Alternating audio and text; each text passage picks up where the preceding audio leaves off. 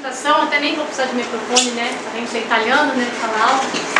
Porque assim, depende muito, óbvio, do público. A gente prepara uma palestra da Antártica, né? Eu estive na Fiocruz, então era uma palestra muito voltada à ciência, né? Devido a muitos pesquisadores, principalmente na área biológica, na Fiocruz. E eu decidi fazer uma palestra aqui para o Instituto, né? Porque pessoas de diferentes, né? Nós temos advogados, nós temos médicos, pessoas de diferentes formações.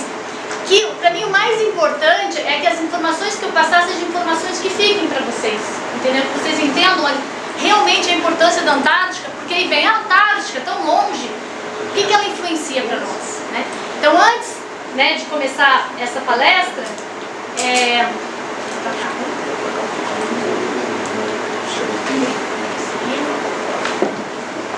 onde está o... Ah, tá ali dentro.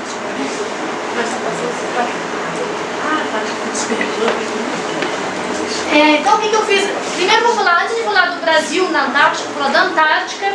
Aí vamos aí, como é o Instituto Histórico, vou dar um pequeno histórico do Brasil na Antártica. Primeiro, por que nós fomos para lá, qual a intenção do Brasil lá e o que a gente continua fazendo lá.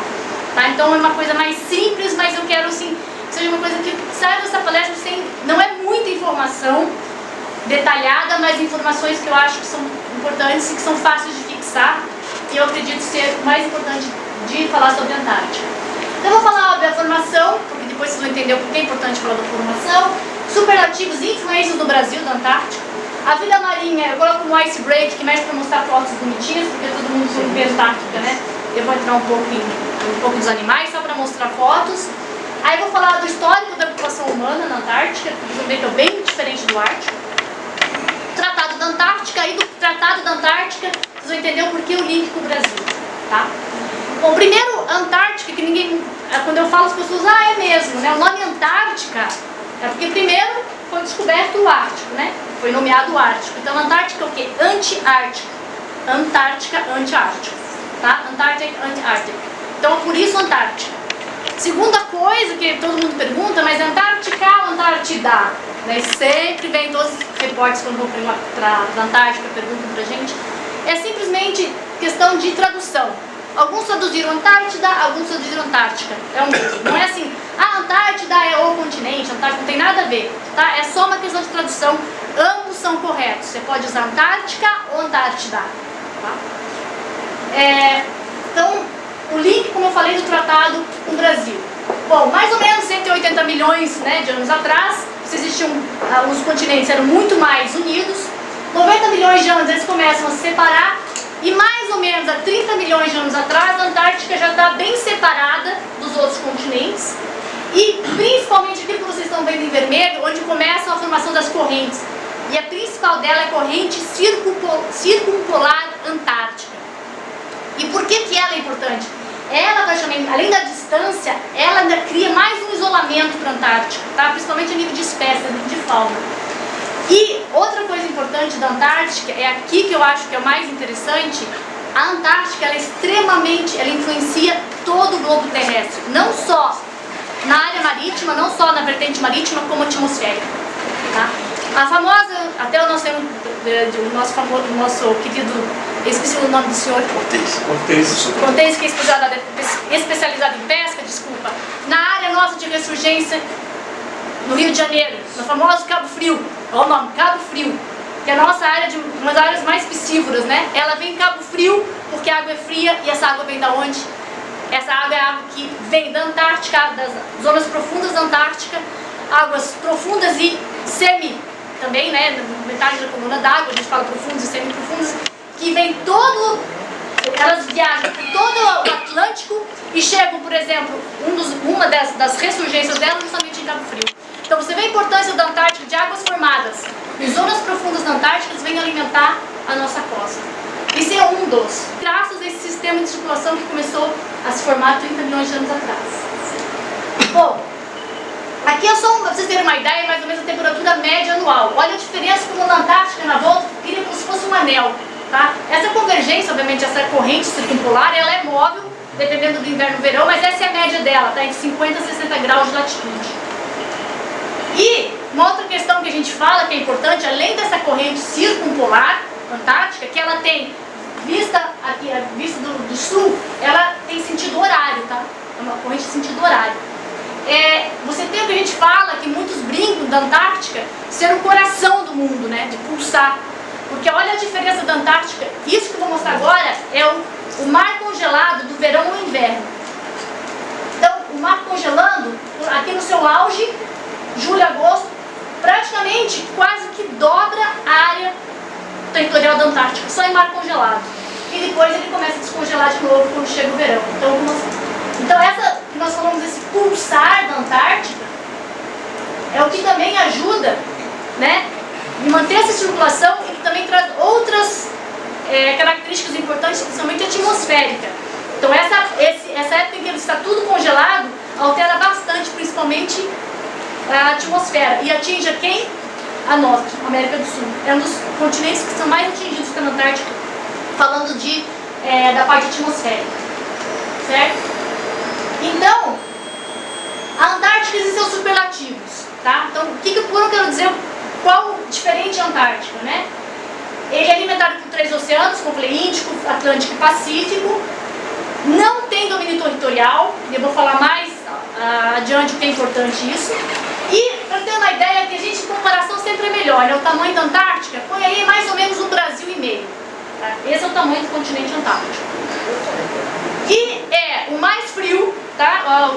As últimas, era sempre menos 89, foi a temperatura mais baixa registrada, mas faz pouco tempo já registraram menos 93 graus Celsius. O mais seco que todo mundo fala, Saara, deserto do Atacama, né? Não. A Antártica é o lugar mais seco do mundo, é o lugar mais frio, é o mais ventoso, uma média aí de 200 nós de vento, mas já foram registrados, seriam 100 km por hora, vou falar que é mais fácil, né? Mas já foram registrados ventos até 320 km por hora na Antártica, tá? Principalmente na área marítima, tá? E é o mais alto, não em altura média de continente. Não tem um pico de 8.000 como é o Everest, mas tem picos até de 5.300, 400 mais ou menos. Mas ela tem muitos picos. É que você não vê por conta da neve, da calota polar, né? Mas já com estudos satélites, com infravermelho, você consegue registrar. Teoricamente é o continente mais alto também, em média. Agora, o que é mais interessante que eu acho também falar é principalmente a diferença então da Antártica e do Ártico, né? Eu só vou colocar esse slide porque aqui dá para entender bem a diferença. Qual a primeira diferença visualmente para vocês da Antártica e do Ártico? Não, a Antártica também. A Antártica é um continente cercado de oceano e o Ártico é um oceano cercado de continente. Então essa diferença já traz assim, praticamente você entende realmente a importância da Antártica em termos de circulação oceânica e como ali na ideia do isolamento dela, né? Então, o principal é isso, tá? Outra coisa, quando eu chego nos círculos polares, que é mais ou menos 66,5 de latitude, nessa região de círculo polar, no Ártico, você tem cidades, tem pessoas vivendo, né? Você tem tudo. Eu mesmo morei na Islândia, eu morei bem perto do círculo polar ártico, na cidade que eu morei na Islândia. Tô lá vivendo, né? Indo trabalhar, no verão melhorzinho, no inverno Deus me livre. Mas na Antártica não existe, nossa, nessa mesma latitude, impossível viver. Hoje, lógico, com tecnologia você consegue. Então a principal diferença é isso, como ela realmente é isolada, ela é muito mais extrema.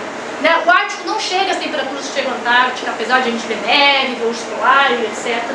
Então não é ventoso como a Antártica. Então você vê esse fato do continente, né, com muita neve ser circulado por oceano, influencia muito mais, né, na diversidade local do que, por exemplo, o Ártico. Bom, como eu já falei, o Ártico é o oceano, né, que é cercado por terras.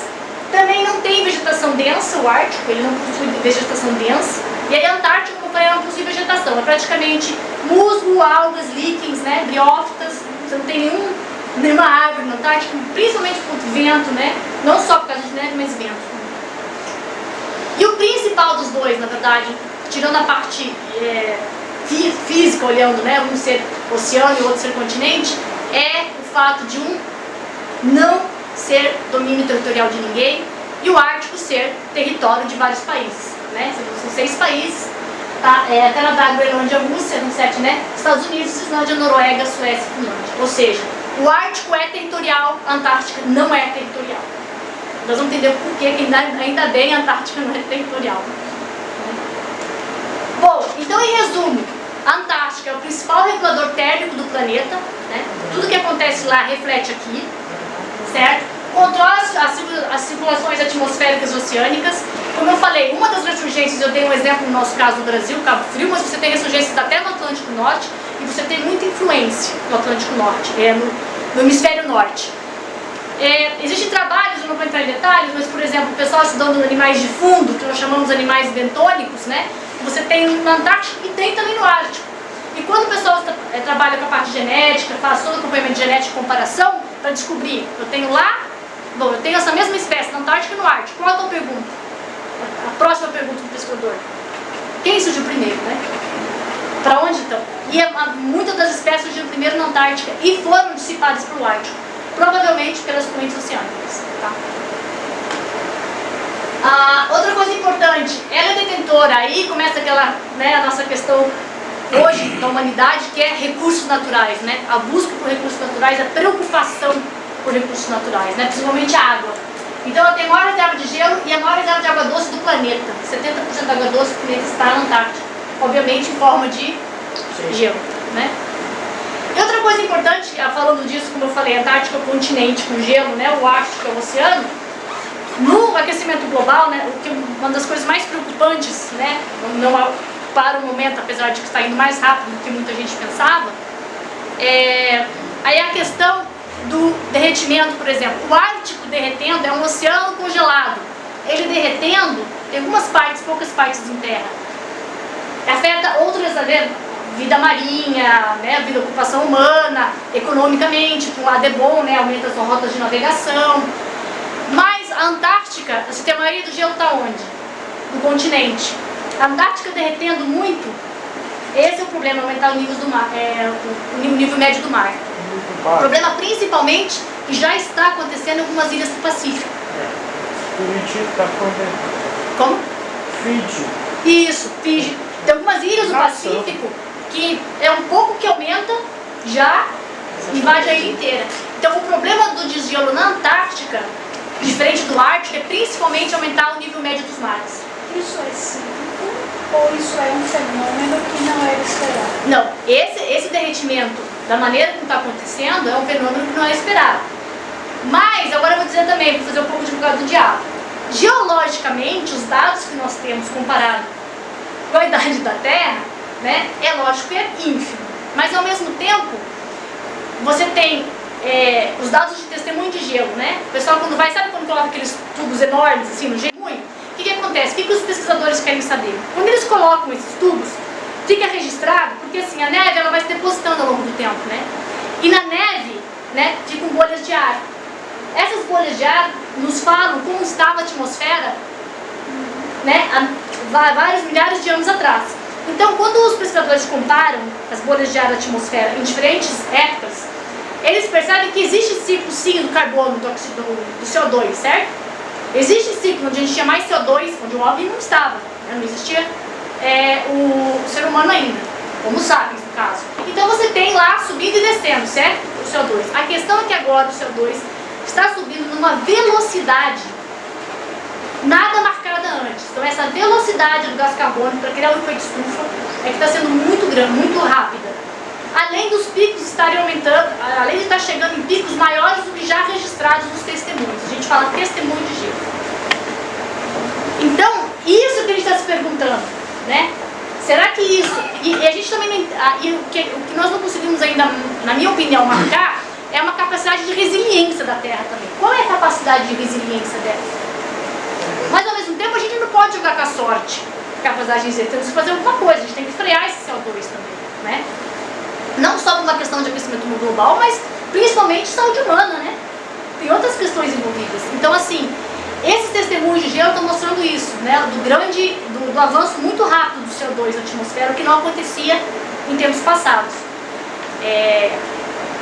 E tudo preso nessas bolhas de ar, como eu falei, no gelo.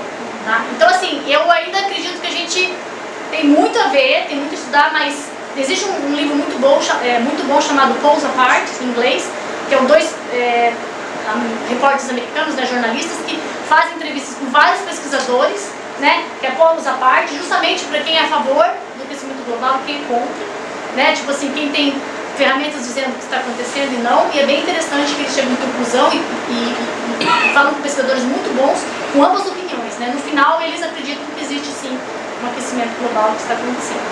Mas na Antártica, no caso da Antártica, nós temos, a gente trabalha na península muito, né? Essa é a minha área. Você tem o lado da península, onde o lado oeste que está tendo aquecimento maior, mas em compensação o lado leste parece que está acontecendo o contrário. Está tendo uma menor, está esfriando mais. Mas só que acontece que existem grandes glaciares que estão já se desprendendo, estão saindo, né? A Antártica, diferente do Ártico, tem aqueles grandes banquisas, aqueles icebergs tabulares, né? Enormes, né? Uma vez nós passamos um do lado que era do tamanho de Londres, uma ideia, de um iceberg. Você navegava, o iceberg não acabava nunca. E isso não acontece no Ártico, icebergs desse tamanho, tabulares dessa maneira, né? E eles estão se desprendendo, e quando você começa a desprender, eles começam a ficar mais, é como uma erosão, né? Você expõe mais, além de começar a derreter e criar rios por baixo desses glaciares, e você não vê, né, nem satélite nem nada, mas quando eles se desprendem, você vê que tem como rios por baixo que ajudam a derreter mais rapidamente, a soltar. Mas eu acho assim, eu sempre acredito que a gente tem uma resiliência, o planeta tem, como somos animais, todos têm uma resiliência. Mas o problema do aquecimento global, eu acho que a gente não pode jogar com a sorte que a Terra vai ter uma resiliência que ela pode, na minha opinião, ir mais devagar do que a gente pensava, não fazer tanto efeito, mas ao mesmo tempo está indo mais rápido do que vários modelos 10 anos atrás, modelos, né, meteorológicos e por exemplo, derretimento de algumas geleiras na Antártica, davam uns 15, 20 anos para alguns glaciares que já estão em menos de 10 anos, estão totalmente se desprendendo. Então tem algum lado também que está indo mais rápido do que a gente pensa em alguns pontos. Então a gente tem que ver, continuar monitorando e ao mesmo tempo fazer alguma coisa para mudar, né? Os combustíveis fósseis, a gente tem que ter alternativas para combustível fóssil.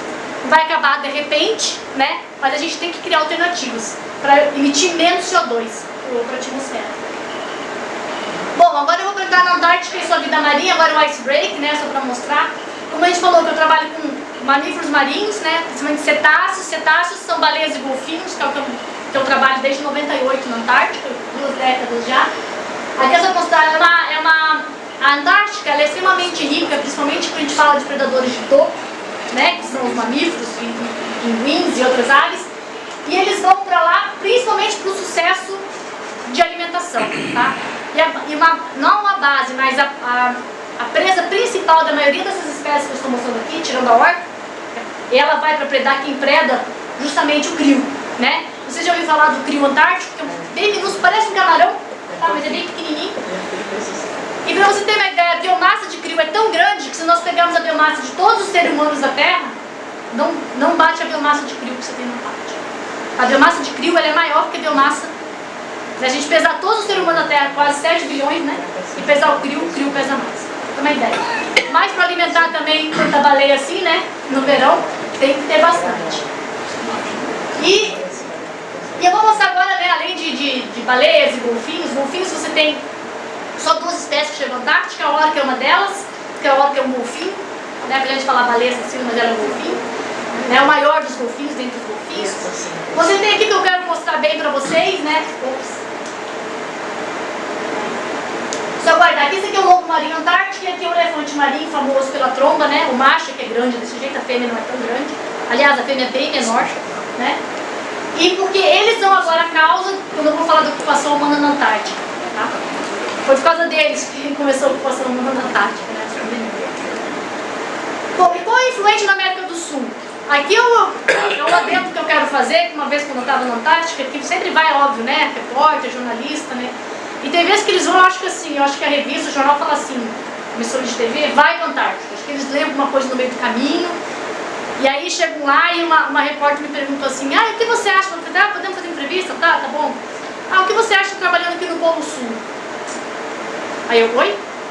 O que você acha trabalhando aqui no Polo Sul? Eu falei, não sei, no Polo Sul nunca estive. E olha, a gente está bem longe do Polo Sul. Ela, como assim? Eu falei, a gente está aqui agora, na região onde estava mais ou menos a Estação Antártica Brasileira, mais perto de Minas Gerais do que do Polo Sul. falei, olha, eu achei mais fácil, tá mais perto de mim do que ela falou. Eu falei, não, pega o mapa, por favor, vem, pega o mapa. Então, assim, agora reformule sua questão, né? O que eu acho trabalhando, o que eu faço trabalhando na Antártica. O Polo Sul realmente é bem distante. Toda a sua influência atmosférica, quando, principalmente no inverno, com aquele, como eu falei, de congelar e descongelar, só para ter uma ideia, bom, toda a massa de ar frio que você vê chegando, principalmente pela Argentina, né? Não sei vocês que moram em Natal, mas eu que estava em Curitiba, eu sou de Curitiba e estava agora há pouco tempo lá vem essa tira a roupa do armário, né? Elas são formadas, a grande maioria, justamente na região antártica. Então já tem essa influência. A influência chega tal que ela chega ao Acre, tá? Abaixo das temperaturas no Acre. Né? Então, a Antártica tem essa influência atmosférica. E qual é a importância da influência atmosférica de você baixar a temperatura e tudo? Economicamente, nem preciso dizer, né? Agricultura, cidades, né? A parte toda de chuvas que influencia. Então influencia diretamente, né, economicamente na nossa vida. Tá? A quantidade de gelo, como eu falei, a formação de gelo, dependendo se é um inverno ou um verão muito frio, muito quente, vai influenciar nós aqui também. Tá? E o intercâmbio de biodiversidade, né, entre a Antártica e a América do Sul, principalmente o Brasil, é grande. Tem várias, tanto interferências, né, intercâmbios de animais submersos, óbvio, de bentos, como eu falei, peixes, mas o mais importante, eu vou falar um que é bem claro, bem visível, né? Nessa época agora, está todo mundo vendo baleia jubarte, né? Chegando na costa nordeste do Brasil e norte, se alimentando. A baleia jubarte é um intercâmbio. Se algum problema acontecer na Antártica, se não tiver alimento para ela, ela não vai vir aqui. Ou se ela chegar, ela vai chegar muito fraca e muitos animais vão morrer. Por quê? A maioria das baleias, principalmente a baleia jubarte, que eu vou falar uma que é bem nosso conhecida, ela se alimenta na Antártica durante o verão, então ela tem que se alimentar muito bem, porque ela só se alimenta no tempo que ela está na Antártica. Quando ela vem viajar da Antártica até aqui, chega aqui para se reproduzir, né? Vamos lá namorar, ou as fêmeas parirem, porque a gestação é exatamente 1 ano, 11 meses, 12 meses, que é exatamente o tempo que eu venho, namoro, fico prenha, vai para a Antártica, come, faz a reserva, volta e tem o filhote. Por 2 razões. Primeiro que o filhote não conseguiria nascer na Antártica, que é muito gelado, né? É um mamífero, mas é 37 graus, o filhote não sobreviveria. Então ele vem nascer em águas mais quentes, lógico, no Nordeste. Obviamente no sul do Brasil que não vai. Então vem aqui nessa água maravilhosa, 24 graus, 20 graus, e ela amamenta ele aqui, e depois ela volta com ele na Antártica, quando ela ensina ele a primeira vez a se alimentar. No retorno à Antártica ele já está bem mais gordinho, né? Já está bem mais fortinho, ele já consegue aumentar as temperaturas, aprende a comer com a mãe, e normalmente ele já a dificuldade parental acabou. Parte do Nordeste concentra. Na verdade sempre vem aqui, né? Abrolhos, né? Porque Abrolhos é o visto, mas na verdade é toda a costa nordeste do Brasil, toda e norte, você tem a baleia jubarte, né? Toda a costa nordeste e norte. E lógico, existe uma concentração maior em Abrolhos, principalmente também porque você tem mais gente ao redor de Abrolhos, então eles vêm mais, né? Tem essa outra questão também. Então você tem Abrolhos, muitos pescadores, o pessoal que trabalha nas ilhas, né? É mais fácil o turismo, né? Porque você já vai para Abrolhos, para as ilhas, já aproveita de baleia. Mas é uma concentração um pouco maior, mas acontece que você tem jubarte em toda a costa nordeste do Brasil, até o norte, né? A partir de Cabo Frio. Porque essas jubartes que você vê aqui no Brasil são as que vêm da Antártica, mas da região das Geórgias do Sul, que é bem mais a leste de onde está no Península Antártica. E elas vêm pelo meio do Atlântico e elas só encostam no Brasil em Cabo Frio. Tá, isso através do visor de satélite, né, que a gente colocou, e daí elas começam a emitir, você vê direitinho. Essa é a ligação dessas jubartes. Aqui eu trabalho na Antártica, na Península Antártica, as jubartes que eu trabalho são as que migram para o Pacífico. Elas migram para a Colômbia, elas migram para o Peru, Equador. Tá? Essas são, elas migram para Colômbia, Peru, Equador, para essa região. Tá? As que a gente trabalhando na península vão para... Agora, pode ter intercambiamento?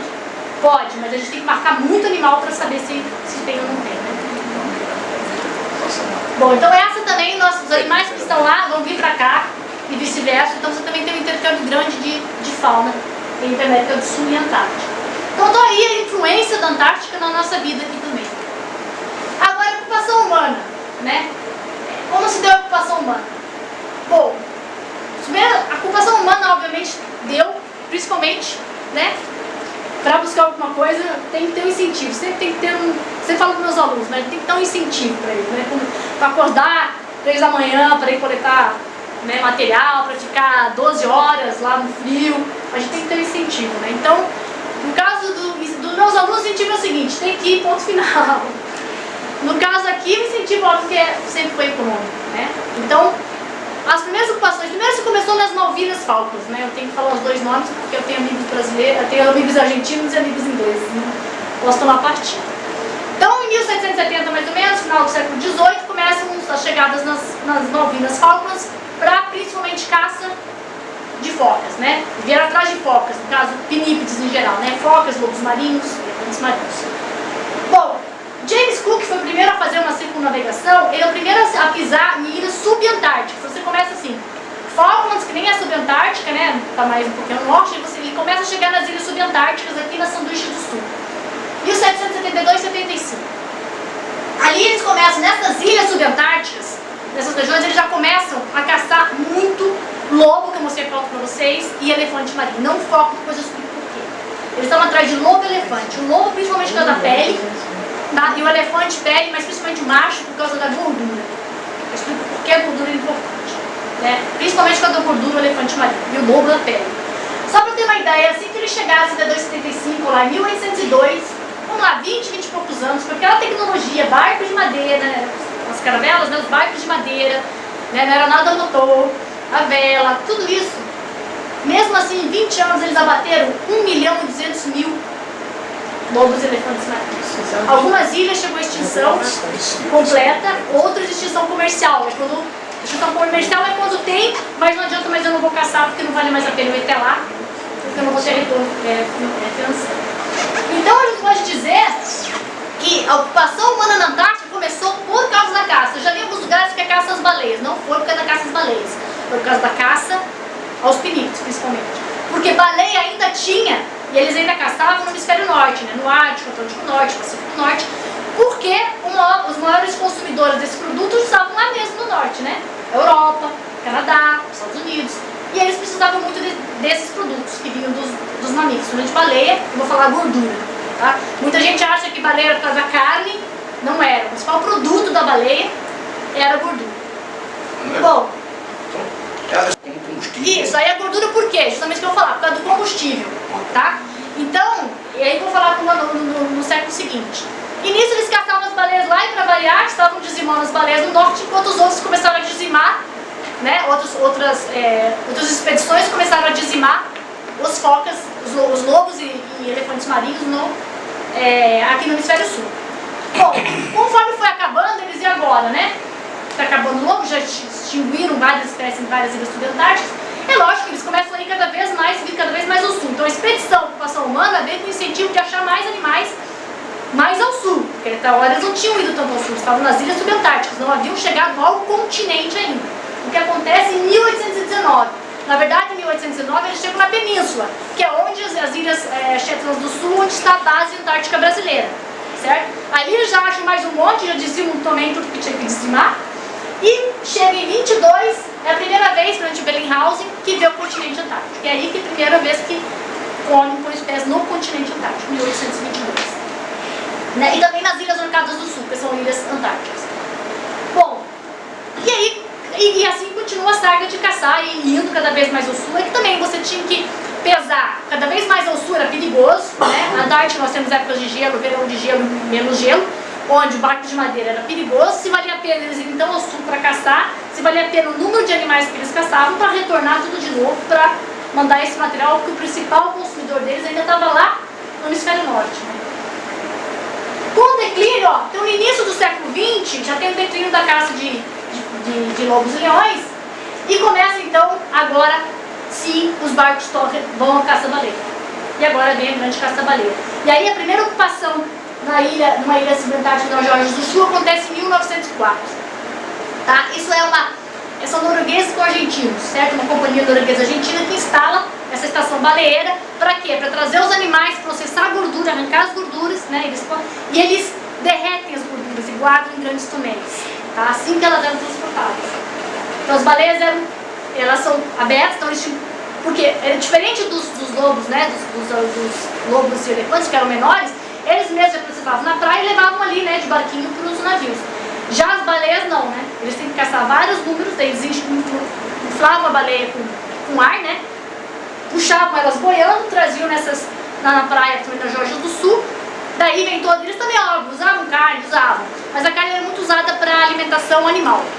Eles utilizavam de tudo, né? As cerdas bucais, para vários, tipo, pente, vários utensílios, osso também, mas nada como a gordura. A gordura era, né, no início do século XX, praticamente as grandes cidades da Europa, né, Paris, Londres, e cidades também americanas, eram iluminadas por óleo de baleia.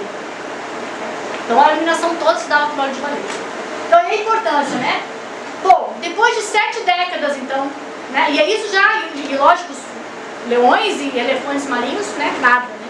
Já não existia mais nada, começa a se recuperar porque eles esquecem e começam a caçar as baleias. E por que não as focas? Lembra que eu falei das focas? Porque as espécies de focas na Antártica, elas não ficam assim na praia, como os elefantes. E no Ártico eles caçam foca porque eles chegam fácil no gelo para caçar foca, né? Como eu falei, é uma área bem menos inóspita. Mas na Antártica não, então os barcos tinham que encostar nas banquisas de gelo para descer, não era fácil, então as focas nunca tiveram esse problema na Antártica de caça, na região antártica, diferente das focas do Ártico, né? Então é por isso que na Antártica a caça foi de lobo marinho e elefante marinho.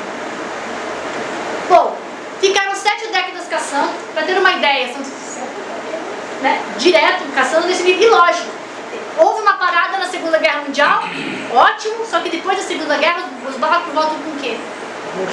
Com muita tecnologia. Onde eles caçam com arpões, onde eles conseguem trazer também navios que processam no navio, não precisam mais ir em terra processar. Então essa tecnologia que foi aumentando, principalmente depois da Segunda Guerra Mundial, foi a que dizimou mais rapidamente os animais. Tá? Essa parada da Segunda Guerra, porque uma baleia, como eu falei, 1 ano de gestação, um filhote por vez, a fêmea não tem direto filhote, ela não aguenta, né? Imagina uma fêmea que ela tem que... Imagina esse animal vindo, se alimentando, ficando 6 meses praticamente sem comer e tendo que amamentar um filhote onde 50% do leite é gordura. Ela não pode ter um filhote atrás do outro, né? Então tudo isso, a gente fala dinâmica populacional, faz com que, diferente hoje de lobo e elefante marinho, várias ilhas e vários lugares já retomaram, né, o estoque quase original, algumas não, mas as baleias é bem diferente, né? A capacidade dela de retornar o estoque é bem menor. Mas eu vou dar um exemplo, que é um dos poucos números que a gente tem. Nas ilhas da Geórgia do Sul, que foram as principais, o número de jubartes que caçaram existia em torno, falando só da Geórgia do Sul, tá? Essa ilha Geórgia do Sul. Eram estimados cerca de 25 mil jubartes. Quando entrou a moratória, em 1946, aqui ó, tá? Que veio a moratória, eram poucas centenas de jubartes, de 25 mil para poucas centenas. Né? Isso, imaginei, 300, 500 animais. Né? E essa é uma extinção praticamente comercial, né? Então, 25 mil para poucas centenas. Hoje, as últimas estimativas que se tem são 6 mil. Pô, poucas centenas para 6 mil, né? Estamos melhorando, mas para 25 mil, que era original, a gente também está longe. Essa é a questão. Essa é a ilusão de ótica, né? De números. Na verdade, melhorou? Claro que melhorou, de algumas centenas para 6 mil, né? Mas, de 6 mil para o original 25 mil, ainda temos um bom pedaço a percorrer. Mas a jubarte, baleia azul, quando acabou a caça aqui, quando entrou a moratória, porque a Comissão Baleia Internacional, ela foi criada em 46 para começar a regular isso aqui, porque estava uma caça muito exploratória. E eles estavam tentando fazer uma caça mais sustentável, aqui em 1946. E não estava dando muito certo. 40 anos depois, eles criam a moratória. Porque, para ter uma ideia, o número de jubartes, a gente acredita que quando acabou a caça, quando entrou a moratória, só restavam 3% da população original de jubarte. 3, 5%. Baleia azul, 1%. De 1 a 3% da bibliografia que você lê. Então, assim, só que a baleia azul não está retornando como a baleia jubarte. Porque a baleia jubarte tem, como eu falei, essas áreas de reprodução muito concentradas. A baleia azul não. Então, para ter uma ideia, 20 anos que eu vou para a Antártica, eu vi baleia azul e trabalho com isso, com cetáceos, fico observando e tudo. Eu vi baleia azul 3 vezes, em 21 anos. Então, a baleia azul realmente, já teve um grande projeto baleia azul feito, né, por vários países. A baleia azul, ela não está conseguindo retornar para o estoque dela, está longe disso. A baleia, por quê? Porque a baleia azul migra como a jubarte, né, como eu falei. No verão elas vão lá comer, no inverno elas vêm namorar. No verão elas vão comer, no inverno... A baleia azul faz isso. Acontece que a jubarte é uma característica que para ela é favorável para a espécie. Ela se concentra. A baleia azul ela não se concentra, ela fica esparsa na região mais subtropicais. Então faz com que a capacidade de encontrar é bem menor. E além de por cima tem que encontrar e tem que dar certo, né? Não pensa que só porque um macho é fêmea eu vou, né? As baleias também tem que se aceitar, né? Então assim, isso faz com que a baleia azul não está se recuperando. Esse é um grande... A baleia azul antártica. Esse é uma das questões, um dos animais de cetáceos que está mais em perigo hoje na Antártica. Lá em João Pessoa, em Costinha, nos anos 80, um camponês passou muito tempo fazendo a caça e isso terminou transformando num evento turístico. Isso em várias vezes. Eu fui convidado. Nos anos 70, viu, professora? 70 a 80. 70, 80. Era em Cabedelo. Era bem pequenininho. Era Mas pequeno, depois isso era. cresceu-se a gigantesca. Cachalote. E eu ficava muito impressionada porque a gente esperava os navios chegarem infladas, né? Durante esse calor. Eles colocavam ela numa tábua enorme. E abriu com os Eles facões, subiam nas baleias com aqueles sapatos com prego, alguma coisa assim. E o que me chamava a atenção, que a primeira coisa que eles faziam, eles tiravam alguma coisa da baleia que ficava mais ou menos aqui. Então, assim, a primeira coisa, subia assim, com pessoas mais graduadas, tirava um negócio assim no cangote da baleia, que ninguém sabia o que era, colocava no recipiente, aí começava a fazer o corte. Entendeu? Eu fui várias vezes, né? Porque primeiro eu passei por Era um espetáculo teatral.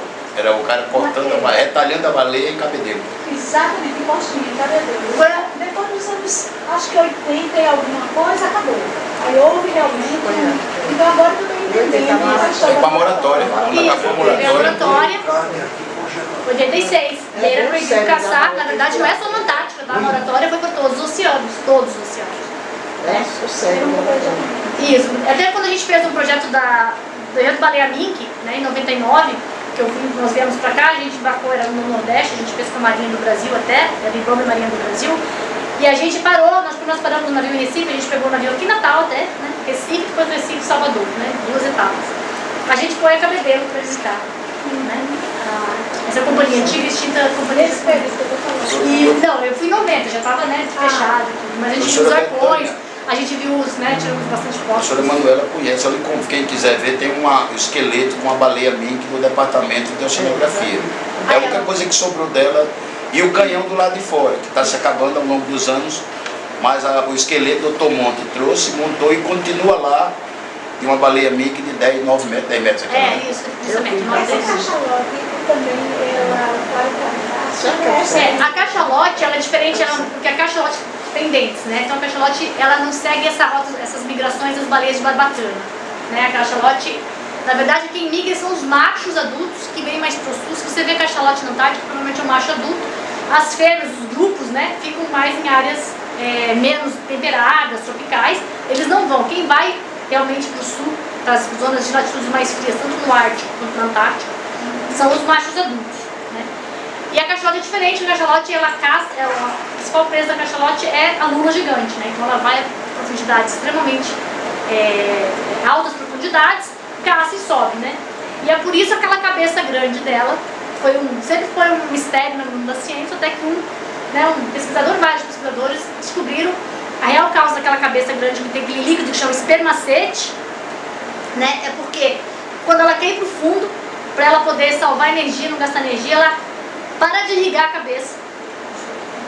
Para a irrigação, o que acontece com esse líquido, com esse óleo, é um óleo, né? Esse espermacete, ele esfria, fica denso e ela desce, sem gastar energia. Quando ela captura a lula gigante, ela começa de novo a circular, né, o sangue pela cabeça para esquentar esse óleo, espermacete, que diminui a densidade e ele sobe como um balão. Essa é uma maneira, e ela na verdade mata a lua gigante, que a lua gigante briga com ela, muito pela diferença de pressão, né? Implode o animal, né? Então assim, pela grande diferença de pressão, aí o animal já começa todo a se destruir, né? Por dentro. Então assim, então, diferente das baleias que vão pro crio, né? A baleia tem essa sazonal. Eu como 6 meses, vamos dizer, mais ou menos assim. Eu como 6 meses e eu namoro 6 meses, né? Lógico, entre elas essa rota de migração, esse tempo de migrar entre uma área e outra. A cachalote não, eu não falei, ela é um animal que não come plâncton, ela tem dentes, ela realmente captura, e o principal alimento da cachalote são as duas. Ela dura quanto tempo? Quantos anos? Ó, o ajubate então anda aí 40, 60 anos mais ou menos. Mas uma orca, 90, 100 anos já tem orcas. A orca já um pouco mais. Né? Porque para os animais odontocetos, cachalote, orca e outros, é fácil porque eles tiram o dente e cortam, e aí a gente tem as camadas da dentina antes de desmeidade. Já Uma fita melhor qualidade. né? Tanto que os dentes de cachalote fazem muita coisa, né? A baleia aqui encalhou ali na via costeira, eu tive que enterrar, que eu estava no meio ambiente, e o pessoal do Marotel veio reclamar porque o Estado estava fazendo nada e a baleia estava fedendo. Que baleia era o senhor, né? Era um cachalote. Era um cachalote, Há muitos é. Era anos, um né? cachalote. Aí eu de manhã cedo botei a polícia. Quando eu voltei no outro dia de manhã com o DR, com a retro, para cavar um buraco, para enterrar e fazer esse negócio, aí eu vi que Natal tinha dentista, porque o cachalote não tinha mais um dente. Viu? Não tinha mais um dente no cachalote. E arrancaram todinho, o povo de Mãe Luísa é o cão. Mas eu vou defender que o povo só arrancou metade. Ainda bem que viu? não tem Eles nenhum não vão departamento esquecer. de oceanografia, viu, professor Edgar? Se passar no DOL, pode ser que tenha escondido. Eu nunca vi, não, das Porque cachalotes. a cachalote só tem Nunca dente viu, na não, mandíbula. é? No dom, Em cima não tem dente. Eu vi a Em cima cachalote, são me lembro ovelsos. Você se lembra dele? A cachalote só tem dente na parte inferior. Os dentes arrancaram todinho. Então eles fazer podem isso falar que mesmo. isso não guerra, né? Imagina só. Fazer larica, é boa. Já nas baleias de barbatana, como é que a gente estima a idade? É pela bula timpânica, né? Tira a bula e faz os mesmos, mas não é tão preciso quanto o dente. Então, e é sempre estimativas, né? A gente tenta mais ou menos estimar. Então, vamos continuar aqui agora. Aí vai começar a baleia. Então, a partir de 86 tem laboratório. Aí vocês perguntam assim pra mim, mas não tem o japonês que caça na Antártica? Mas eles caçam com fins científicos. Então, eles têm uma cota de 300 e poucas minks por ano, né? Por verão, no caso. Mink porque a menor era onde os baleiros não queriam caçar. Eles começaram com quem? Com a azul, óbvio, uma azul, mas quanto que dá? Da azul foram pra Fim, que é a segunda maior, jubarte. Na verdade, começaram com a franca, porque a franca é muito costeira, muito lenta, que é aquela que vocês veem na Santa Catarina, Então, é aquela muito fácil de caçar e tem uma gordura bem espessa. Da franca começa também ela é muito lenta, costeira, era fácil de ir com os barquinhos, lógico, uma azul e uma Fim, ela já está indo na velocidade, então também com os barcos melhorando a tecnologia. E aí foram caçando as maiores até chegar na menor, que é a mink. E aí entra a moratória. Então a mink ela foi uma espécie que não foi quase caçada, foi muito pouco caçada, então essa é a única, na verdade, que se pode caçar. O Japão só tem permissão para mink.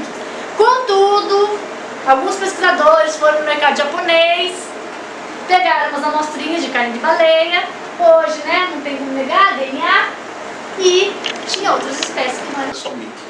não era só mink, né? Agora, como fiscalizar uma área como a Antártica? Quem fiscaliza uma área como a Antártica? Não é gente, como eu falei, não é território de ninguém. Essa é a grande complicação, né, que a gente tem na Antártica, é a fiscalização. Bom, agora eu falei do mar, né? E agora como é que foi no continente? Então, na verdade, as primeiras expedições para o continente começam a ter um pouquinho mais de um mar expedição, né? Aventureiro. Chegando aonde, né? Começa aquela briga por chegar ao Polo Sul. Esse foi, na verdade, o principal incentivo para quem começou a chegar mais para o continente, né? Depois, tirando a parte comercial das caças, foi a parte de chegar ao Polo Sul. Mas, obviamente, não é só chegar ao Polo Sul, como essas expedições que foram com o objetivo de chegar ao Polo Sul, elas tiveram cunho científico também. Eles já carregavam pesquisadores, né, cientistas. Muitos eram médicos, né, mais para de biologia, já carregavam físicos, geólogos, né? Muitas expedições levavam essas pessoas. Mas não podia ser unicamente pela pesquisa, né? Tinha que ser também pelo... Né, as companhias patrocinadoras queriam, o National Geographic nessa época começa a patrocinar vários, eles queriam só dizer quem foi o primeiro que chegou no Polo Sul. Então, de todos esses, os mais conhecidos, né, Scott, Shackleton, Amundsen, na verdade o que mais levava a pessoa, o que mais influenciava, o que mais, na verdade, incentivava a pesquisa era Scott. O Scott tinha bastante esse lado bastante de levar o máximo que ele pudesse de cientista, apesar de que, na verdade, o objetivo dele era chegar ao Polo Sul. E aí ele entra naquela briga, não sei se alguém já começou a falar, da briga entre ele e Amundsen, né? Aqui eles tentam, não conseguem, Shackleton tenta de novo em 1909, não consegue, até que em 1911, Scott, Amundsen, inglês e norueguês, começa uma competição que foi conhecida mundialmente, de quem chega primeiro ao Polo Sul, né? Quem venceu, até deixa aqui em amarelo, o Amundsen. E essa é uma foto histórica deles colocando a bandeira norueguesa do Polo Sul. Amundsen é esse primeiro, né? Um mês depois, mais ou menos, foi em dezembro de 1911, exatamente 11 de dezembro de 1911. Um mês depois, 17 de janeiro, o Scott chega e vê a bandeira norueguesa. Naquela época ele não sabia, eles estavam nessa briga, eles sabiam, ambos estavam correndo para o Polo Sul. Aí ele chega e tem uma frustração. E Scott literalmente morre na praia, porque ele vê a bandeira, ele também coloca a bandeira obviamente inglesa, mas ele quando retorna, eles retornam na verdade numa moral muito baixa. E ele morre 17 quilômetros só do acampamento base final deles. Morre de fome e exaustão. Na volta, faltando só 17 quilômetros para chegar no refúgio que eles tinham, eles morrem de fome e exaustão. Então, muito disso se deu por conta porque ficou para ele muito uma decepção de não ter sido o primeiro a chegar no Polo Sul. Aí vem aquela coisa de óbito também, orgulhoso, né? Mas na verdade hoje a estação, depois eu vou falar, a estação mais do Polo Sul que é americana, o nome dela é Scott Amundsen, em homenagem a ambos os exploradores. Agora, o mais interessante é que depois disso, 1911, aí Shackleton tenta cruzar na Antártica, daí como já estava descoberto o Polo Sul, ele queria fazer o primeiro então a fazer uma transantártica, né? Cruzar todo o continente. Óbvio, ele dá com os burros na água nesse sentido, né? Mas aquele famoso, ele fica famoso por ser o Discovery, não sei se vocês já ouviram falar de Shackleton, eles ficam presos no gelo, vão até o elefante, ele não perde um homem sequer, e ele atravessa com um barquinho de madeira da Península Antártica para a Ilha Geórgia do Sul, ou seja, todo o Drake, o mar, num barquinho de madeira. E consegue lá ajuda, depois no Chile, para resgatar todos os homens da Ilha Elefante, que passaram lá mais de um ano comendo pinguim, ovo de pinguim, foca, esperando ele, e sem saber se ele ia retornar ou não, né? Então é uma história épica, e na Inglaterra é muito usada com o Shackleton sendo um líder, né? Principalmente pelo fato de não perder nenhum homem. Manuela, depois você recomenda os filmes e a leitura dos livros, porque eu estou vendo que está todo mundo assim, quem não leu, precisa... Shackleton tem um filme, que é em inglês, obviamente, é um ator bem famoso inglês que faz, que é bem interessante, mas os livros também são bem épicos, assim, de como eles conseguiram sobreviver. Tem uns documentários sobre essas expedições que são assim verdadeiras. Você deleita, quando ela está colocando aqui Endurance. Mas depois disso, depois de 1911, né, que ele tenta cruzar, mas nem chega perto, né, o navio dele já fica preso no gelo, já afunda. De 1911 a 29, praticamente ninguém mais quis ir, já foi descoberto, ninguém mais foi, ninguém fez nada. Só em 29 que os americanos voam sobre o Polo Sul. Então ficou meio que o Polo Sul esquecido. Descobriu, né, até porque também chegar lá não era nada fácil. Aí, bom, vamos falar agora das estações de pesquisa no continente, né? Como eu falei, as primeiras estações de ocupação humana se deram nas ilhas subantárticas, antárticas para caça, né? Ilha Deception também, que é bem antártica, também teve uma estação baleeira, principalmente estações baleiras, né? E aí começa agora a ocupação, né? Na verdade, a primeira ocupação foi pela Argentina de pesquisa, em 1904, tá? Né? Foi, teoricamente, né, científica, mas óbvio que eles também tinham um interesse de caça, mas ali eles colocam uma estação dizendo científica, na verdade essa foi a primeira. Contudo, eu ponho essa daqui, ó, que essa daqui foi numa ilhas na Ilha Antártica. Aqui foi bem no continente, bem próximo do Polo Sul, 56, 57. Quem coloca? Os americanos. E essa primeira estação, bem no Polo Sul, mais no continente, onde o nome, como eu falei, é Scotia Moons. E por que eu estou colocando bem importante essa data aqui? Porque essa foi a data do Ano Geofísico Internacional, onde a gente pode considerar que foi o primeiro ano polar internacional. É onde vários pesquisadores, nessa década de 50, se reúnem e começam a discutir a Antártica em termos de pesquisa agora, não em termos de comerciais, né? É óbvio, né? Minério, água, outras coisas, mas assim, é onde eles começam a discutir a Antártica em termos de pesquisa, tá? Foi no Ano Geofísico Internacional. E hoje, o que nós temos hoje? Hoje nós temos 42 países, tá? Na Antártica. Hoje nós temos, no verão, temos estações de verão e estações anuais. O que é isso? São estações que são ocupadas no verão, no final do verão fecha, vão embora, deixam ela fechada, tá? E só voltam no próximo verão. Porque é anual, né? Você tem que ter muito mais capacidade, você tem que ter... Porque no inverno, né? Não existe, no interior, no continente, não tem voo. Ainda na área marítima você tem alguns voos, mas são bem limitados, então você tem que ter muito mais capacidade logística para se manter no inverno, tá? Campos, mais de 30 campos refugiados, para ter uma ideia, no verão, você tem mais ou menos 4 mil pessoas. Estou falando não de turista, tá? Esquece turista, estou falando só parte científica. Então, durante o verão, você tem cerca de 4 mil cientistas e pessoal também responsável pela manutenção das bases, né? Não é só cientista, como técnicos, né? Como mecânico, eletricista e etc. E no inverno cai para 1000. Mas só para ter uma ideia, só a Scotia Moons, essa estação que eu estou falando, americana, hoje, no verão, ele chega a ter 1.300 pessoas, essa única estação. É uma cidade, praticamente, essa Scotia Moons hoje, né? Dizem que tem até McDonald's lá. Você vê que coisa ruim chega até lá, né? É americana. Aqui eu ia colocar, aqui é pra gente entrar na internet para ver só um mapa das estações, mas a maioria das estações, a grande maioria das estações estão no meio marítimo. Tá? Sim, estão em ilhas ou na costa. Mais fundos, assim, em calotas, são poucos. E mais países com muito dinheiro, como Estados Unidos, Alemanha, né, França. A maioria delas estão nas zonas mais marítimas, das estações. Essas estações que estão bem dentro do continente, estão sobre a calota ou sobre terreno? Sobre a calota. Sobre a calota. E esse é um problema de quem está sobre a calota. Eles, na verdade, têm que trocar porque ela afunda, né? Então as estações vão afundando. A Inglaterra, ela fez uma nova estação Harley, que eles fizeram com essas... Como se fosse a brasileira, que a brasileira, até não sei porque fez isso, porque não precisava, não está na calota. Faz com as pernas, porque ela vai afundando, você vai subindo, mas ela tem um limite. Chegou esse limite, o que acontece? Acabou. Você tem que retirar e fazer uma nova. Antigamente, lógico, quando começou, não se retirava, largava lá, né?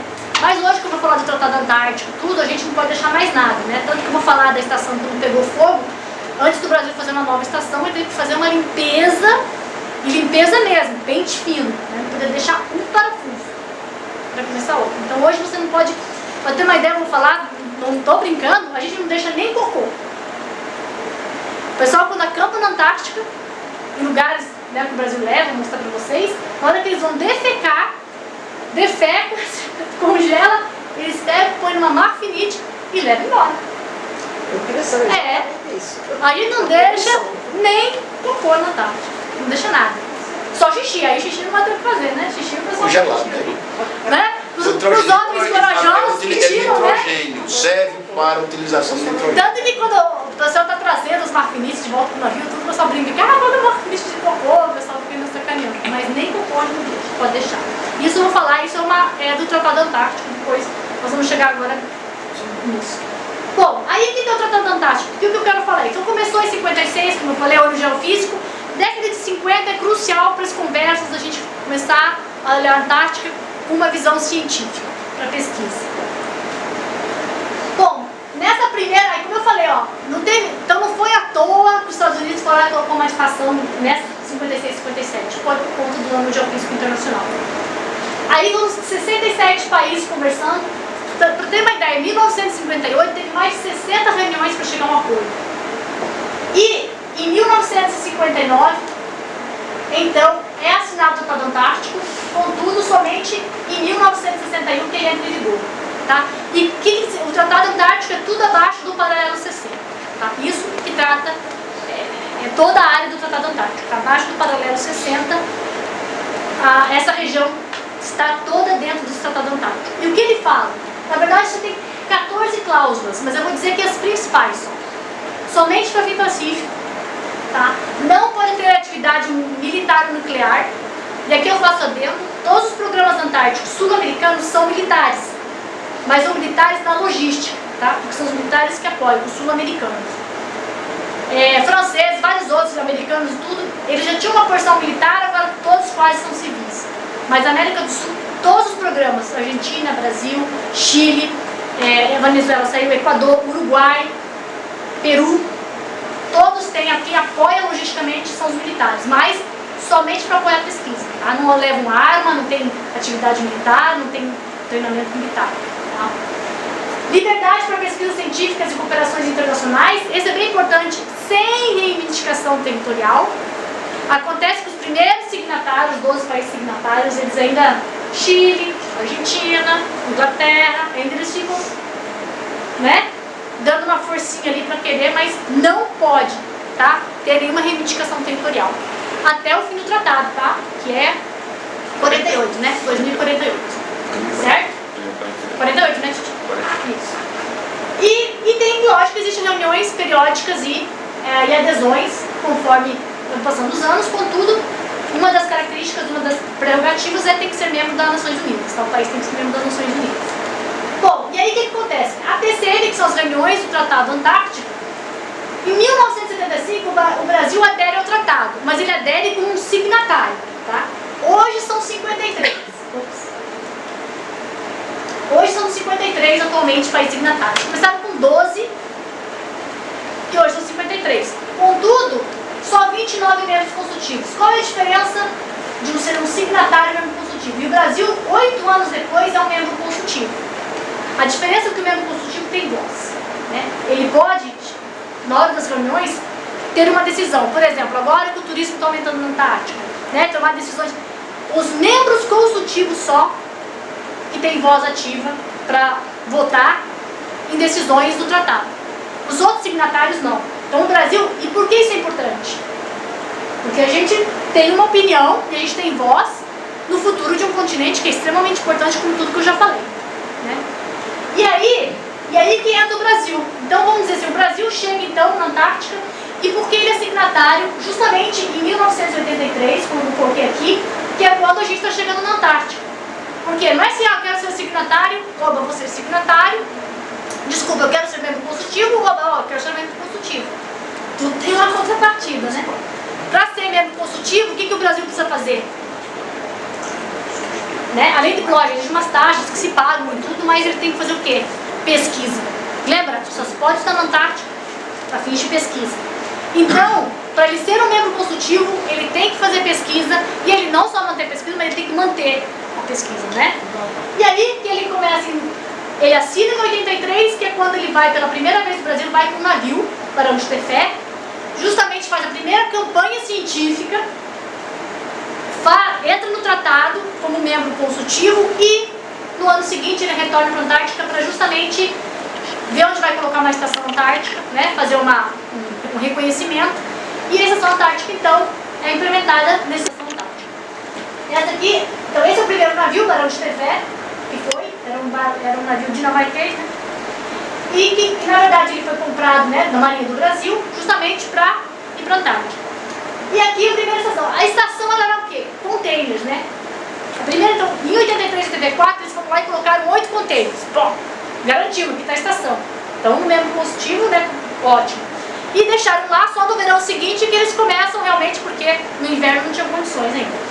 Então de 8 containers inicial, que mais ou menos isso daqui, ó, isso aqui é a primeira tripulação da estação, né, era mais ou menos isso aqui, você tem uma ideia, esses containers verdes. E só para ter uma ideia antes de eu falar depois da estação um pouco mais, aonde está a estação, né, que eu fico falando da Antártica, mas aonde, né? Bom, aqui você sai da América do Sul, a gente sai da Canal de Bico normalmente com navio, também pode ser por aqui por cima. E a gente vem para essa região aqui, que é a Península Antártica, e esses conjunto de ilhas aqui são as Shetlands do Sul, certo? E aqui, essa nossa ilha, então, essa é a ilha, aqui são as Shetlands, certo? Do Sul, e aqui Ilha Rei Jorge, onde está a estação brasileira aqui, tá? E aqui a estação chilena, onde a gente usa o campo de pouso deles. O avião da FAB pousa aqui. Tá? Dá 2 horas e pouco de navegação entre uma baía e outra. Tá? Então o Brasil está na Península Antártica, tá? Nas Ilhas Rei Jorge. Tá? E aqui cruzando, aqui já é continente, tá? Aqui já é o continente antártico. Certo? Aqui, essa é de branco. Bom, agora que eu falei da estação, só que depois eu vou continuar falando da estação, mas no final, porque eu vou dar o jogo futuro por causa da nossa nova estação. Tá? Então agora, só para ter uma ideia, fomos primeiro com o navio Barão de Tefé, fez as pesquisas, o Brasil entrou como membro consultivo, e aí vamos lá e pô, colocamos a estação, tá? Nas Ilhas Rei Jorge. Bom, os navios, não, e aí o Barão de Tefé, em 93, 94, sai de cena, ele é aposentado e entra um novo navio, o Ari Rangel.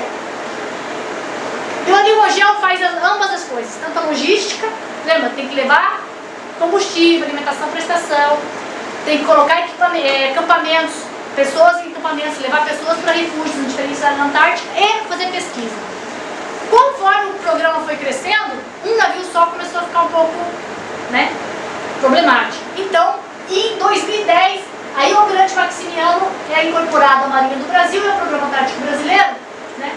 Só que aqui o Ari Rangel troca o Barão de Tefé para o Ari Rangel. Aqui o Maximiano incorpora e ambos os navios hoje vão para a Antártica. Tá? Onde o Ari Rangel seria mais para a parte logística e o Maximiano é mais voltado para a pesquisa. Tá? E agora, só para vocês terem uma ideia, e até para a gente quebrar um pouco o falatório, um videozinho, eu vou mostrar para vocês, que eu não sei se alguém já embarcou ou tem algum conhecimento de como é feito uma expedição sonográfica, né? Quais são como a gente trabalha no navio, como a gente coleta os dados. Então tem um videozinho assim com a musiquinha, ele é mostrando tudo, que esse é o projeto que eu trabalho, chama-se Projeto Interbiota, que é um projeto que hoje em dia não é um projeto, tá? Hoje em dia são redes, não pode ter só um projeto individual, você tem que trabalhar em redes, onde os projetos se comunicam, na verdade, isso. Eles trabalham juntos com os dados e esse chama-se Interbiota, né? É um projeto principalmente voltado para a parte ecossistêmica antártica. E aí eu vou mostrar para vocês, a gente trabalha junto com outro grupo, tá? Que eles são mais da parte química e física e nós somos mais juntos, além de nós termos o Interbiota, tem mais de 12 projetos e o outro também tem mais de 5 projetos envolvidos, nós ainda trabalhamos em conjunto, né? Como é que esses projetos são aprovados? Então, projetos são aprovados no início, quando começou, 82, 83, no início, eles eram aprovados pelo próprio Programa Antártico. Você mandava, a partir depois de 2, 3 anos, quem começou a aprovar só pode aprovar o CNPq. Então, os projetos são aprovados por editais do CNPq.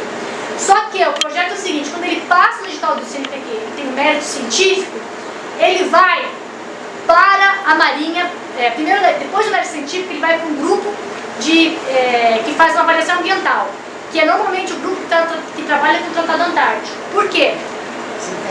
Isso, porque, tipo assim, cientificamente, como tem dados, por exemplo, no geofísico, eu quero ir lá coletar 1 tonelada de pedra aqui, 1 tonelada, tá bom, cientificamente ótimo.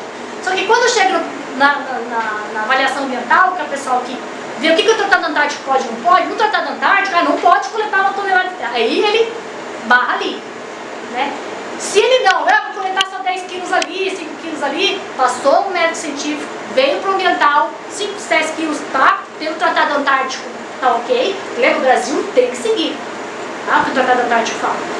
Aí ele vai para a Marinha do Brasil, vai para a parte logística. Aí acontece que ele tem um mérito científico, 5 quilos, 10 quilos, tá legal, só que chega na Marinha do Brasil, eu quero coletar lá 30 milhas para dentro da plataforma tal. Não, a Marinha não vai lá.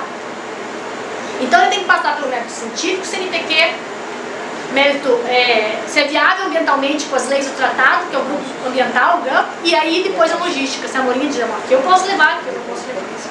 Então são 3 na verdade. Mas na verdade, quando vocês, apesar que tem lógicos mais de primeira viagem, que acabam escrevendo os projetos e não leem bem o Programa Antártico, e não veem bem onde o programa vai, mas o primeiro é científico, ali já é a primeira peneira, né, o mérito científico. E o último edital foi bem acirrado. O último edital foi gente com pio, gente boa, não teve projeto aprovado. Né? Gente, pessoas excelentes, pesquisadores que estão na Antártica há muito tempo. Ali o funil, né? porque financeiramente, mas não é agora, né? O programa Antártico, né? Meu marido trabalha no programa Antártico também, tem altos e baixos, né? Tem os seus altos e baixos. O grande problema agora é que a gente não, os nossos baixos não podem chegar ao nível que, se a gente não mantém uma pesquisa de qualidade, né, e mais contínua, a gente perde o quê? O membro consultivo. Né? A gente perde a nossa cadeira de membro consultivo. Então, manter a pesquisa é manter. E como eu falei, é uma estratégia geopolítica e econômica muito importante a gente ter voz nas decisões sobre a Antártica. Principalmente apresentar resultados, né? Principalmente apresentar resultados, óbvio. Não é só assim qualquer pesquisa, né? Hoje, quando começou, a gente teve pessoas aí que anos foram indo, dando uma jogadinha ali, né? Hoje não, hoje é paper, é em revista nomeada, né? Hoje é bem mais criterioso, né? No início você ainda tem, né? Tá tudo começando. Era uma aventura, né? No Isso é uma quase aventura. E aí eu vou colocar um videozinho, Maria, aquela que é a mulher aqui do...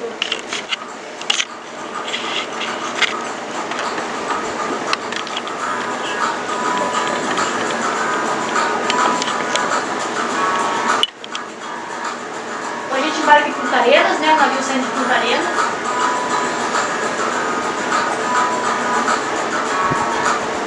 Esse é o que a gente faz para começar, né?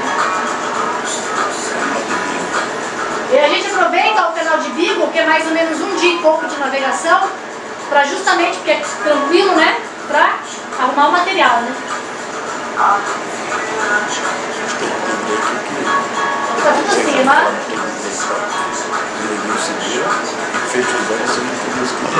E todo esse material já veio do Brasil, tá? Já foi embarcado todo no Brasil antes de chegar lá. E aqui são os laboratórios, montagem, né?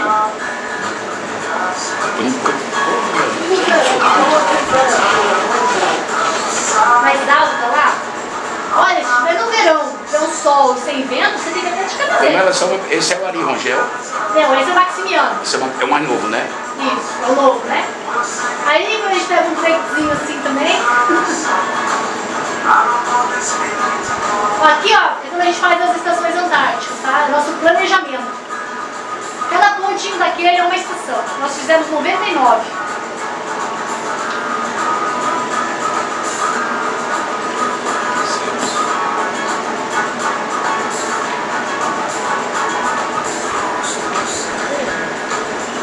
Então a roseta é um equipamento, esse equipamento aqui, que abrange todas as garrafas do tipo de fora e dentro tem um equipamento chamado CPD. O que a gente faz? É bem simples. Lança esse equipamento, conforme as garrafas são todas abertas. Conforme vai descendo, a gente vai vendo o perfil do cúmulo d'água. Temperatura, pressão, né? luminosidade. Então aqui, ó, é o operador lento, tá vendo?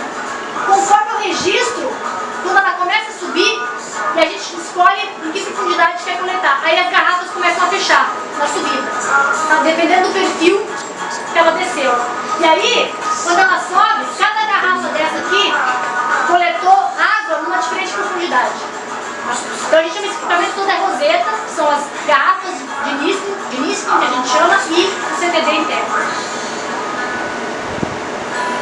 E aí, ó, o pessoal começa a coletar. A gente, normalmente, desde que a gente começou, cada garrafa dessa tem um número, mas a gente dá nome, e só pode ser nome de mulher. Tem nome de todas as mulheres embarcadas, cada garrafa tem um nome. Só pode ser nome de mulher? Só de mulher. Isso é uma questão de gênero a ser discutida, Não, professora. Aí fica Vou apontando e registrar- fala, qual é o nome da sua mãe? Comandante, Vou registrar meu protesto. Tá vendo, professor Armando, o que acontece? Dá cabimento? Isso é falta de advogado. Isso é falta de advogado. Aí Precisamos aqui, de... ó, o pessoal trabalha com fitoplâncton, tá vendo? Cada um daqui está filtrando em diferentes profundidades. E nesse filtro é que fica os micro-organismos que vão ser depois analisados. Esse é um dos, né? Vocês vão ver que tem vários. Esse aqui é o Rafael, ele é português. E agora é professor da FURG. Nós começamos juntos. Ele era aluno de mestrado ainda. Hoje ele é professor da FURG. Aí a gente começou no Ari Rangel. Você lembra do acontece? Fito ele, Né? Aí tem a professora Camila, que é da USP, tá vendo? Ela também pega a mesma água, vai lá e faz um outro tipo de análise, né? Na verdade, a maioria dos projetos embarcados, principalmente hoje, são mais coleta e preservar, que são analisados de volta interna, tá? Nos laboratórios aqui no Brasil. óbvio, né? Como externo, alemão, ele já tem mais capacidade de ter equipamentos a bordo. Mas isso é uma questão do dinheiro para pesquisa, de trazer o equipamento e colocar para fazer análise a bordo. Se a gente tivesse um financiamento, Se for assim, sempre teve altos e baixos. No ano Polar Internacional 2007 2008, foi a melhor época. Foi onde o presidente Lula foi fantástico, fez qualquer outro navio, aí que mandou para o Maximiano, agarrou o homem lá e pediu outro navio, e aonde foi o dinheiro foi mais, porque também teve o ano Polar Internacional, né? E foi não tem nada, nem isso aqui no programa, por trás. pra lá não, é sendo pequeno, o dinheiro não vai dar. Essa aqui é um outro tipo de tabela de rede, isso aqui é para zooplâncton, principalmente para crio, mas a gente pega mais crio em outra rede do que nessa rede de crio. A gente brinca que não está funcionando nada essa nossa rede de crio. E aqui, como os animais são maiores, até o fruto de café já, fruto mesmo de café, pode ser usado. Crio, Crio, é o pequeno, esse zooplâncton bem pequenininho, que parece isso, zooplâncton, né, animal plantônico, quer dizer, animal que é levado para as correntes, não tem tanta capacidade de natação. e é minúsculo. É minúsculo. Sim, você sei. Essa é uma outra para crio, só que essa aqui é vertical. Todos os equipamentos que desenvolveram jogados e tudo, é cada estação daquelas que eu mostrei para vocês, 0,99. Então dia e noite, são turnos de 12 horas, o pessoal da 8 da manhã, 8 da noite, troca para o pessoal da 8 da noite, 8 da manhã. Tem sempre briga, quem da noite, quem trabalhou mais, quem trabalhou menos. Né? Aqui, ó. Tem uma GoPro. Aqui depois a gente vai ter um videozinho. Esse equipamento que a gente trouxe para cá no ano Polar Internacional. Eu trabalho com mamíferos, mas eu fui para a Austrália só para aprender como usar esses equipamentos para trazer para o Brasil, porque na hora ninguém podia ir. E aí eu desafei para a Austrália, né, tipo, aprender a usar esse equipamento aqui. É um equipamento de mais de 100 anos, ele é puro mecânico. Mas ele funciona muito bem, né? Essa que é bem pequenininha a entrada dele, a água entra e dentro tem tipo um rolamento de redezinha que vai fechando os animais. Então ele é muito importante, não para quantitativo, mas para qualitativo, saber as diferenças de espécies. Como é o nome desse equipamento? E essa aqui é a minha... Manuela, como é o nome desse equipamento? Continuous Plankton Recorder, CPR. CBR? CBR. E aqui o que a gente faz, ó, a gente atira, né, no animal, uma flecha, tá vendo? A flecha flutua e um pedacinho de carne que eu vou mostrar pra vocês, e gordura, desculpa, pele e gordura, que fica na ponteira, né? A gente usa, ó, quando a gente atirando, aqui uma foto que foi bem na hora, ó. Não, um animal enorme, que você vê, não, acho que o animal não sente nem risco, assim. E aqui é a gordura, ó. Picada de muriçoca. Esse que vem. Ó, pele e gordura, né? Olha a espessura da pele. E aí a gente faz exames genéticos, a gente também trabalha com PCBs, EPTs, né? Capacidade tóxica na pele, elementos tóxicos, poluentes. A gente faz avistagens também, né? A gente fica aqui nessa... A gente o navio construído pra gente. E conforme vão... ficam 2 observadores e é direto. Né? A gente faz rodízios, mas é frio e é direto. Orca, esse ano a gente teve uma orca, presenciamos orca predando mink na nossa frente. Ela deslacerando uma mink. E aqui foi a baleia azul, lembra que eu falei 3? Essa foi uma das vezes. A gente tentou chegar para tirar a amostra. É muito importante ter a amostra de baleia azul. Mas não conseguimos. O mar estava ruim e a baleia azul também ela mergulha. Dali a 10 minutos que ela estava saindo, e até a gente chegar lá com o bote, não, né? A baleia azul foi difícil, mas a gente tentou pelo menos. Esse daqui para agora, não sei se vocês sabem, a parte fashion agora é microplásticos, tá? É o top hoje de pesquisa no sentido de estudar microplásticos, porque até na Antártica já tem muito microplástico. Que é só que a gente agradece. Então, tudo aquilo que vocês viram, aquelas coletas das águas e do nosso cetáceo, biópsias, são feitas nesse nosso projeto, tá? Foram 40 e pouco. E esse é o nosso próximo projeto, que chama-se Ecopélagos, que começa esse ano agora. Quer dizer, Não sabemos ainda. Esse ano tem o problema da inauguração da estação. E isso mexe com muita parte política, né, os voos de apoio, tudo. Então vai dar prejudica um pouco a pesquisa, né, por conta da inauguração e tudo, mas ao mesmo tempo também é uma maneira de você trazer, né, parlamentares. Tem uma frente parlamentar da Antártica, que foi criada uns anos atrás, no ano polar internacional mais ou menos, para eles se motivarem, né, olharem e darem mais recursos para a Antártica, né? Tem esse outro lado também.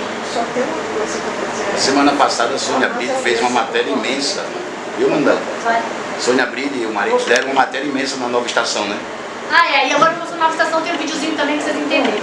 A nova estação com certeza é a melhor estação das Ilhas do Sul. Ali tem muitos países que estão nas Geórgias, ali na Geórgias do Sul, desculpa, nas Shetlands do Sul, né? Tanto na Baía do Almirantado, principalmente na Maxwell, né? Você tem russo, você tem... O americano não tem base, mas ele usa um pouquinho essas outras bases, né? Ali até a própria polonesa do outro lado, Machu Picchu. Sem dúvida nenhuma, a nossa estação ela é a mais moderna e ela realmente ficou bonita. Eu vi ela nesse último verão que eu estive, na estação brasileira. O chão ali era muito bom. Porque a melhor era da Coreia do Sul, que era perto da chilena, mas a nossa já bateu a Coreia do Sul. Em termos de resultado desse período das pesquisas, o que é que, assim, poderia ser revelado como um grande achado? Olha, o Brasil tem o Brasil tem duas vertentes bem importantes do INPE, né, principalmente da camada de ozônio, que é a interação atmosfera América do Sul Antártica, tem trabalhos muito bons. O Jefferson, que eu vou mostrar para vocês, o Jefferson Simões da Federal do Rio Grande do Sul, que é o homem do gelo, da atmosfera, onde ele vai para a Antártica, mas ele vai quase perto do Polo Sul, tem módulo de mostrar. Também é uma pesquisa de ponta dele de atmosfera. A nossa própria pesquisa na Península Antártica, a gente tem, né, uma série amostral de mais de 20 anos, né? E agora até o Deep Sea Research publicou um volume especial só das nossas pesquisas do GOAL, esse grupo de oceanografia de altas latitudes. Então a gente caminha junto, tá? E a questão é muita parceria, né? Ali nesse estado tinham portugueses também embarcados, a gente já teve americanos, quando você foi uma espanhola, né? Tem muita parceria hoje, né? Aliás, sem as parcerias, sem a cooperação internacional hoje, não se aprova nada. Com projeto americano. Espanhola com projeto americano. Isso. Então, hoje tem muita parceria, né? Entre as pesquisas. E a gente o nosso programa agora é o dinheiro, né? Vai fechar bastante. Agora, o que mais foram os navios que a gente tem na Antártica? A FAB, né? A Força Aérea Brasileira, através do Hércules. Tá? Eu disse Hércules aqui. Onde o Hércules a gente usa a estação chilena para pousar, né? A gente pode ir para a Antártica tanto de Hércules e lá o navio pegar na Antártica, ou descer, como eu falei, através de Punta Arenas, ou mesmo direto do Brasil, quando em alguns casos o navio pode ir direto também, sem antes passar em Punta Arenas. Então, no caso, na verdade, ele vai, depois ele volta para Punta Arenas, retorna de novo para a Antártica. Durante o verão, os navios vão ou voltam uma ou duas vezes no Chile, porque justamente para pegar mantimento e mais combustível para levar na estação. Lembra que a estação tem que usar no verão e depois tem que deixar para usar no inverno. Mas não é economia doméstica. Eu não posso deixar no inverno exatamente porque eles vão usar no inverno. Né? Existe na Antártica uma norma que você tem que deixar mais, né? Você nunca sabe o que vai acontecer. Então, deixar sempre a mais. Nos acampamentos é a mesma coisa. O pessoal tem que levar 3 vezes mais ou menos o período que você fosse ficar, porque se o navio não consegue te buscar, o menor não consegue te buscar, você não pode ficar sem comida, viu? E no caso, os esquilos são da Marinha do Brasil, são os helicópteros que principalmente são utilizados antigamente, nos bons tempos. A gente quando chegava na Brás de Freia, a gente ia para o navio de helicóptero, voltava, né? Pelo Zodiac, né? Pelo Ciflava, isso aí é carga, né? O tempo foi passando, né? Aí os helicópteros são caros, né? Combustível de helicóptero, aí os comandantes começaram a vai todo mundo de Zodiac. E a gente perdeu os passeios de helicóptero. E comunicação com satélite? Então a estação tem da outra até hoje, né? Então, antigamente, em 98, a gente só podia mandar 1 e-mail por dia, não podia ter nenhum anexo, era assim, né? E na estação também era tudo bem, a gente ia fazer só uma ligação, era caríssimo. Né? A ligação do navio era $7 o minuto, né? Via Promosat, né? O Inmarsat hoje, mesmo ligando disso. Só que agora a Oi instalou uma antena na estação, então o pessoal do Grupo base até antes de pegar fogo, ligava para cá como se estivesse no Rio de Janeiro, no Rio de Janeiro. Então o pessoal na estação estava com o celular falando para cá, no Rio de Janeiro, esposa, o pessoal. Maravilha num ponto, mas no outro, nossa, assim, a gente fala, poxa, agora a gente perdeu aquele isolamento romântico, né, de ficar aqui, pesquisar, não falar com ninguém. Ficar de novo. Né? Mas agora a nova estação também, a antena, se não me engano, é da Oi, e é a mesma coisa, lá na estação, número da Oi, tanto que o navio, quando a gente fica um tempo fora, o navio está chegando na estação, está todo mundo fora do navio, né, tentando conectar, já no navio a gente não tem isso, né? Mas não é só brasileiro não, eu embarquei no navio inglês, a internet é bem ruim também, porque é muito caro, porque as companhias cobram de internet para navio, e aí, nem inglês também quer pagar esse preço, entendeu? Então assim, nos navios a internet ainda não é muito boa, mas isso não é só para o Brasil não, isso é internacional, as companhias cobram muito, né, para ter internet no navio. Tem, mas é limitado. Além de navio, além de estação, que eu falei estação, né, brasileira, a gente também tem o que a gente fala de refúgios, né? Refúgios só verão, tá? São essas pequenas casas em algumas ilhas, em algum ponto estratégico da Antártica, onde o pessoal vai e fica no verão. A maioria vai para o helicóptero, volta, ou pode ir também por inflável, depende da zona que tá. E refúgio só verão. A nossa estação brasileira, ela é verão e inverno. Tá? Os refúgios só durante o verão que eles são usados. Além de refúgios, também tem acampamentos. Aqui é um acampamento, né? Acampamento, assim, tá vendo os marfinites que ajudam. Você tem normalmente uma barraca individual para dormir. E é uma questão de manter um pouco de, né, individualidade, as pessoas terem uma privacidade. E existe uma barraca principal, que é onde todo mundo faz refeição, né? E aí, e banho, não tem banho. Se você for muito paciente, você vai lá, derrete uma nevezinha pra, né, olha, é muita neve. Então chega uma hora que o pessoal chuta o balde mesmo, não tem banho nenhum, a pessoa não toma banho. Quando vem pro navio, o navio pega, a gente todo mundo sai de pé, deixa sozinho pro camarote, porque o cheiro vai ser um budu, né? Não tem banho. Por isso que eu gosto de ficar no navio. No navio tem banho, tem comida, ele tem que cozinhar, né? Tem que tirar neve, limpar. Então quem está em acampamento é um pouco mais pesado, né? Nesse sentido. Perde mais tempo para cozinhar, né? Tem que limpar também a neve, né? Que vai se acumulando. Aqui até uma graça que o pessoal fez, ó, né? E uma coisa que eu queria falar muito além também dos... Então, nós temos navios, temos estação, temos refúgios, temos acampamentos e tem também módulos. A diferença de módulo e refúgio, né? Refúgio é uma casa e normalmente nos refúgios o pessoal de qualquer maneira acampa fora, o refúgio fica usado como copa para cozinhar e tudo, e o pessoal acaba sempre dormindo fora para ter uma privacidade. E também tem as tendas de laboratório, né? Algumas tendas são levantadas para algum material de laboratório. No caso o módulo que a gente também tinha na Estação Antártica Ferraz Antiga, que foi a única coisa que não pegou fogo, são normalmente para pesquisa, são módulos normalmente meteorológicos ou de comunicação. E esse aqui que eu quero ressaltar é o módulo da Universidade Federal do Rio Grande do Sul, que é o projeto Biosfera, do professor Jefferson Simões. E eles, nesse módulo, é o único no Brasil, na verdade, ele tem apoio também do Prontar, dos institutos, quando criaram os institutos antárticos, né, foi um grande boom também de dinheiro que a gente teve nos institutos. E ele consegue muito dinheiro de fora também, tem muita parceria internacional. E olha onde está esse módulo dele. Aqui, para você ter uma ideia, só um pouquinho, vamos voltar. Aqui, para você ter uma ideia, eles montam em terra primeiro para ver como é que fica, para depois levar para a Antártica.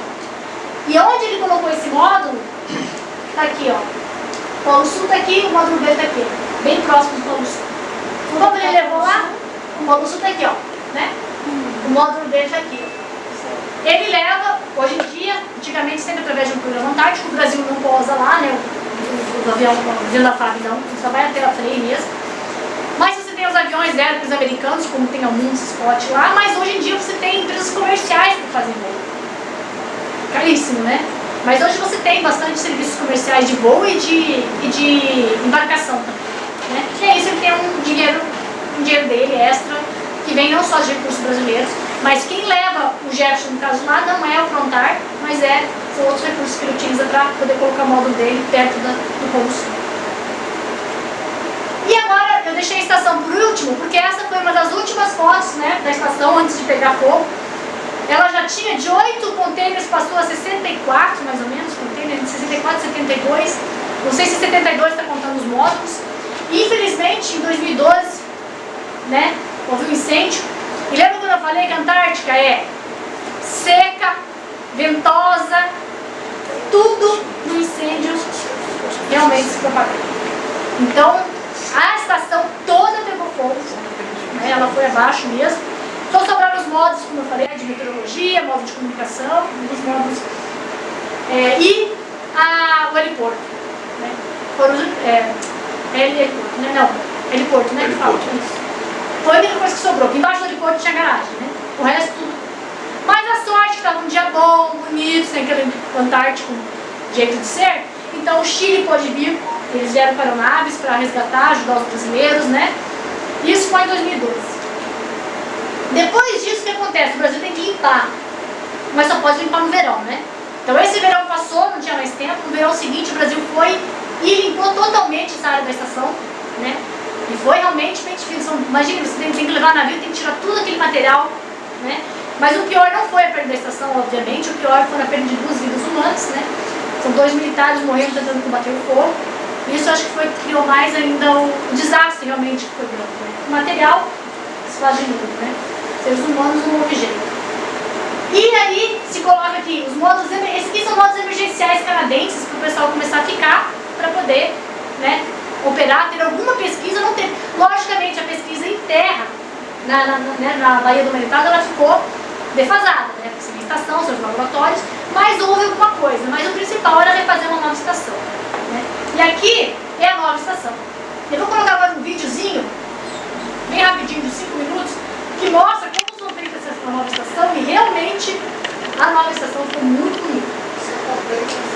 Também, não, ela não é containers, elas são módulos grandes, ó, e ficam inclusive suspensas.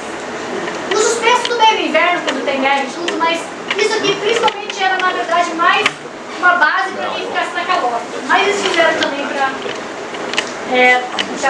caminho roxa, né? Era fixado isso. Agora eu vou mostrar para vocês como foi feito. É bem legal esse videozinho. E é o último, né?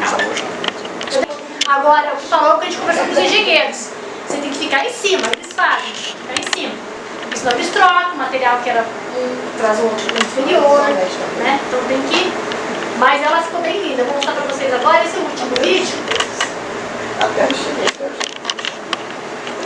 Não, isso está com material.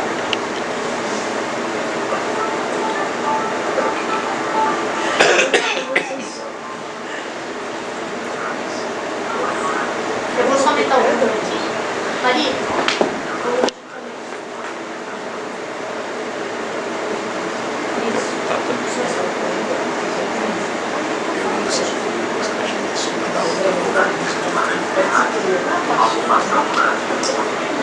Dá pra ouvir?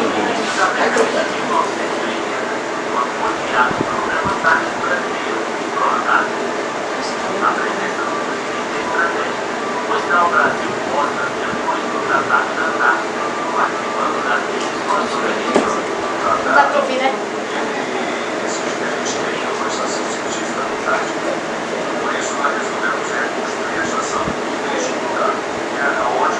Facilidade de fazer a manutenção e o reabastecimento dela. A região tem um papel fundamental nos sistemas naturais globais. Agora dá pra ouvir? Além disso, detém a maior reserva de água do oceano. A estação brasileira está localizada na Península Quênia, no interior da Baía do Maritado, ilha de Vitória.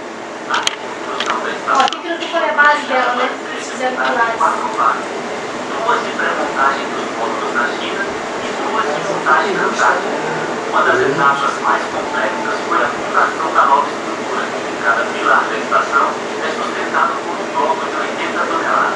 A engenharia, as condições ambientais diversas que hoje é chamado não são treinos suaves. Os grandes fortes de fazer a conferência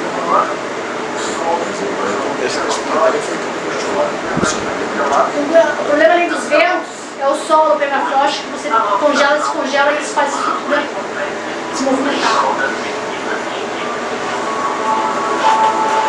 Ah, 8 colocou lá de novo.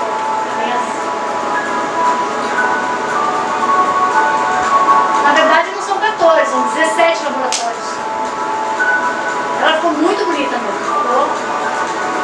32 camarotes, acabou aquela coisa de... Acabou de colocar um monte de gente no camarote, né? Tudo usando eólica, né? Eólico solar, por exemplo, que isso, eólico solar funciona no verão, no inverno não vai, mas eles estão dando várias. 20% da capacidade dela hoje vai ser de energias alternativas. E a solar e eólica, para 20%, o resto é diesel, né?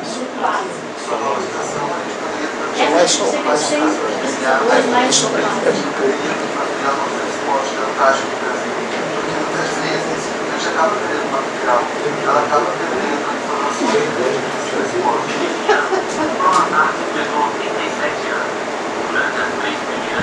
Esse tipo de vegetação não teria mais esse tipo de pesquisas por ano nos últimos anos, apesar do investimento corrido por antiga base, essa é antiga.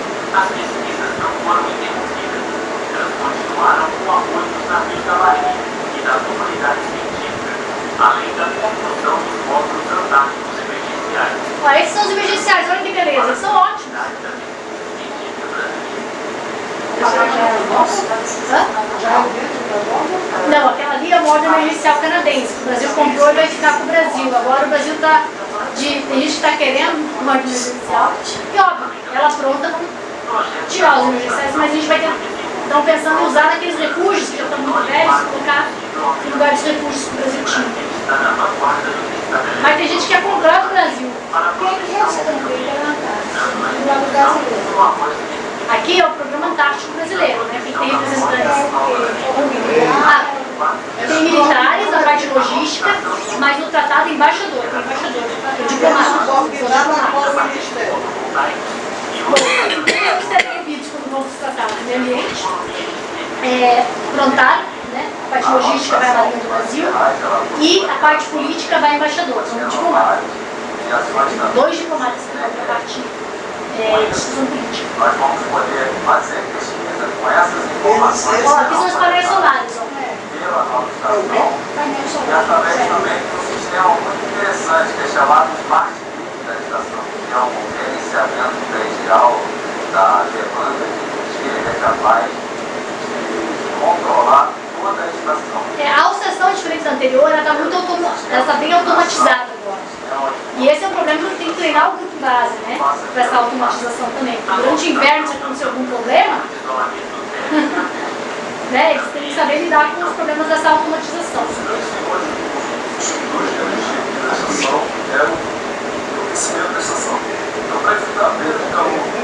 O aquecimento é o que mais tira energia, né? Então, o famoso double glazing, né? Aquelas janelas duplas, a gente vai fios, eles fizeram também. Não, a Antártida também não tem muita chuva, apesar de que essa minha última expedição eu fiquei impressionado na chuva, né? Normalmente cai povos, né? Eu vi pouquíssimas vezes chuva, só que essa última viagem que eu fiz, choveu muito, eu achei muito estranho, por causa da alta temperatura. Muita chuva essa última expedição de ela ficou realmente, a estação ficou muito boa. Demorou, de 2012 para cá, né? Ela tem essa estrutura, ela também tem para sustentação de algum abalo sísmico, né? De terremoto, tem alguma coisa? Não, também tem que pensar em terremoto. Também, ó, uma coisa que tem na Antártica é muito abalo sísmico, né? Principalmente nessa região da península, tem bastante abalo sísmico. Eu uma vez tinha um pessoal acampado em Deception, colocou o acampamento, o navio saiu, estava 8 horas navegando, eles passaram lá de volta, porque eles estavam bem numa grande voltar para tirar eles, porque estava tendo um abalo sísmico bem forte perto deles. Deception. Ô Manuela, eu soube que em Deception todo mundo que vai tem que tomar um banho para poder voltar para a Antártica. Pelo menos foi me dito essa semana por uma aluna lá da universidade. Ele entra, mergulha, dá um cavo, toma um banho, eu digo, aí volta, esquenta na água do vulcão ali, porque senão se não tomar um banho em Deception não volta. É que Deception, até parece de filme, né? Deception é uma cratera de vulcão, é a ilha que é toda da cratera. Então ela é em forma de ferradura. Você só entra, é uma areazinha bem pequena para entrar. É até meio, dependendo do tamanho do navio, você pode entrar e é uma entrada bem, assim, todo mundo assim, meio estressado para entrar, né? Não é perigosa, mas ela é de muita tensão. E você entra, então tem essa baía, que é elevação da Então a água antártica, congelada. Só que quando você pisa na praia de Deception, você dá um passo e você cavoca, a água é quente.